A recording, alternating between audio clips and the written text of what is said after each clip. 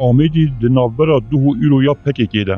PKK ji Amedê ber bi Amediyê ve. Amedî bajarekî kevnar û dîrokiya Başûrê Kurdistanê ye. Bi paytexta Mîrgeha Behdînan tê naskirin. Ew Mîrgeha ku li dema xwe xwedî hêz û desthilatekî pir mezin bû. Ew bajêr li serê çiyayekî ku wekî kel heke xwezayî xwe ya dike hatiye avakirin.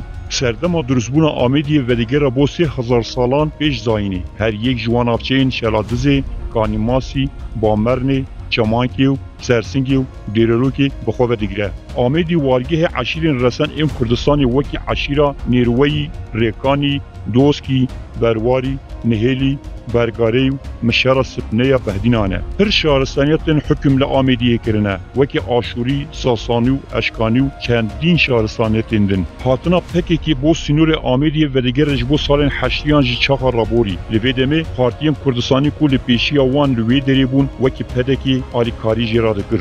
Lêbelê li serhildana sala 1991 û dema pêşmerge mijûlî rizgarkirina Başûrê Kurdistanê dibûn, PKK di vê balahiyê de ji bo xwe firsat dibîne ji ber ku li vê serdemê pêşmerge ketibûn navbendên bajaran û cepheyên pêş. Baş serhildanê û dema ku hikûmet û parlamentoya Kurdistanê hatine avakirin, hikûmetê li gor îmkanên li vê demê di dest wada xizmetguzariya wekî av, elektrîk, dibistan û rê ji bo gundan pêşkêşî wan navçeyan dikir. Hikûmeta Başûr dixwast ew şêniyên li serdema rejima Sadam nedikarin li ser gundê xwe bijîn û bikarin cotiyarî û xwedîkirina heywanan rabin, niha bikarin bi wan karan rabin û bi wê yekê hem debara jiyana xwe bikin, hem jî ji abora Kurdistanê bi çandiniyê û ajeldariyê bihêz bikin. Lê PKK ev firsat ji nav bir û her yek ji rejima Sadam bihane bi Kurdan girtin û ev navçe bi navçeyên şer yên eskerî îlan kirin. PKK jî mîna rejima Sadam kir û ev serhildana Başûr li dijî Sadam kirî bi firsat dît û hejmarek zêde ji gundê sînoriyên dikevin Amediyê û navçeyên wê xistin jên kontrola xwe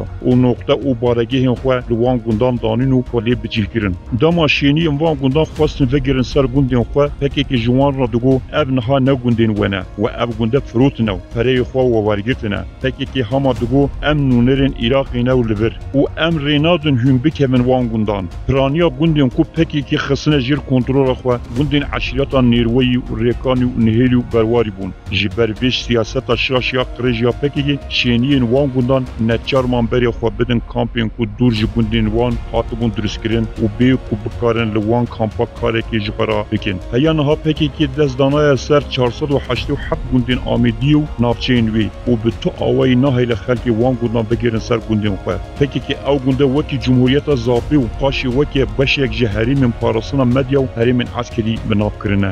Di vê yekê de PKK çav li rejima Sadam yan navçoyê kir. Wexta vê rejimê ev navçe wekî navçeyên cengê îlan kiribû, bi vê yekê jiyan li şêniyên vê deverê kiribû dojeh û cehennem. Li dema şerê PKK li dijî hikûmeta Başûrê Kurdistanê tu zulm û sîtemek nema ku PKK derheqê gelê Amediyê û navçeyên wê de nekirî. Zulm û sîtemek ew qas qirêj ku hin caran digihişte wê zulm û sîtema ku hikûmeta Iraqê li şêniyên wê navçeyê dikir. PKK bi awayekî giştî Amedî û navçeyên wê kiribûn navçeya cengê. Bi roj xwe di nava çiyayên Amediyê diveşartûn dirazan û bi şev jî li dijî du pêşmergeyên hejar û fermandarên wan digeriyan. PKK tu bêrêzî û sîtemek neba ku di derheqê wan de encam neday. Di salên notan de bi taybetî di dema şerê PKK li dijî hikûmeta şerîya Kurdistanê herçend ku gelê navçeyê di hejariyê de jî dijiyan û nedikarîn bi awayekî baş debara jiyana xwe bikin. Gerîlayên PKK bi darê zorê ew nan û xwarina di destê gelê Amediyê û navçeyên wê de jî ji wan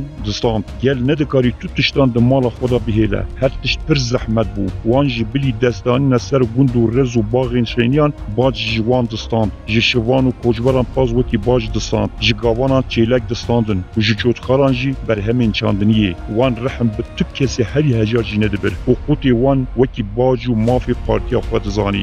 Li dema şerê li dijî hikûmeta şerîya Kurdistanê ji ber ku Amedî navçeyekî çiyayî ye, PKK bi hêsanî dikarî pirzgirêkan ji bo gelê navçeyê durust bike. Di dema şer de PKK rê nedide ambulans ji bo nexweşa ji Şeladizê û Dêrelokê bibêne Amediyê yan ji Duhokê. Wan di rê de bi saya çekê doşkan û segvanan rê di navbera Şeladizê û Dêrelokê ji bo Amediyê û Duhokê xut kiribûn. Ev di demekê de bû ku di dirêjahiya dîroka şerê hikûmetên Iraqê li dijî pêşmergeyên Kurdistanê di tu demekê de hikûmeta behs karek bi bir rengî encam neda û rê li hember nexweş û pîr û kala nedigir. Tu یک جوا پیشمرگه ندکاری بشیر د مال خدا با آرامی رازه کس و کارین پیشمرگه انجی لجیر چاودیری و زخلک زور ده بون روز نبود دنگ دوش که این پکی که نه ایو با آوایی که کو او دنگ جبو گوهین گل ناوچی ببود دنگ که آشینا گل ندکاری جمال خدا که به افهمو به تو گنه که وان هبه گنه هوان بتنه او بو و گندین وان ببون میدان شرکی و تو پیوندیا وان پیرا نبو شرکی فرسکری جپال پکی که به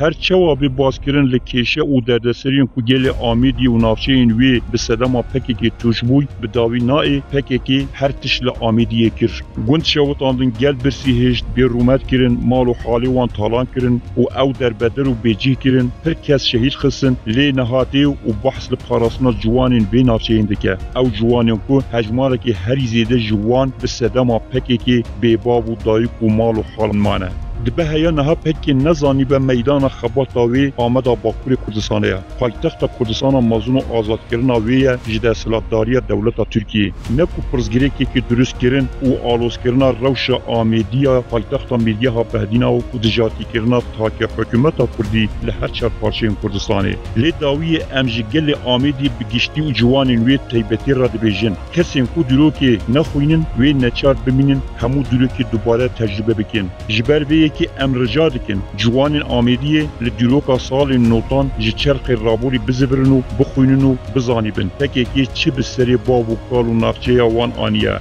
داکون نچار نبنویه که دوباره بچابین خود ببینن ام جوان را دبیجن دجمنی باب و کالان نابد و سلاوان